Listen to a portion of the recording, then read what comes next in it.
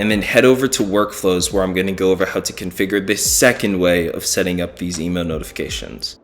Now in workflows, it's at the very top here. Second option should be workflows, and then we're going to create a workflow that does the exact same thing an email trigger does, but does it more elegantly, and you'll have a lot more flexibility to work with in workflows.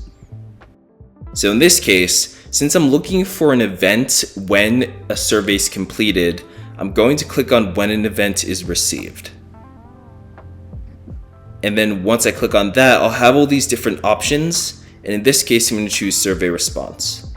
Newly created responses, perfect. Like I said with workflows, the great thing about them is you have a lot more flexibility as to the type of data you can record and you can trigger off from as compared with email triggers. Workflows are much more powerful, so we always recommend using them. So in this case, I only want newly created responses, and I want to ignore incomplete or imported responses. I'm going to finish that, and then now I can get started with creating my workflow. So I'm going to add a task. Now in this case, if I want to replicate the email trigger, I'm going to look for a task that's called an email task.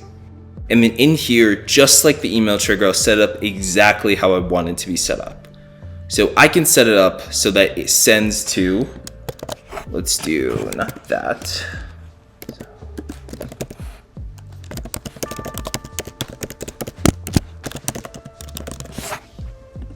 I set up so it sends to this person every single time a survey response is completed.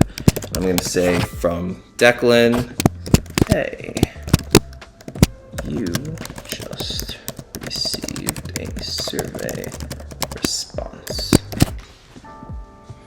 And then just like before, I'm going to include the response report so I have access to the PDF of the person's answers, and just give a quick message, and then I can save it.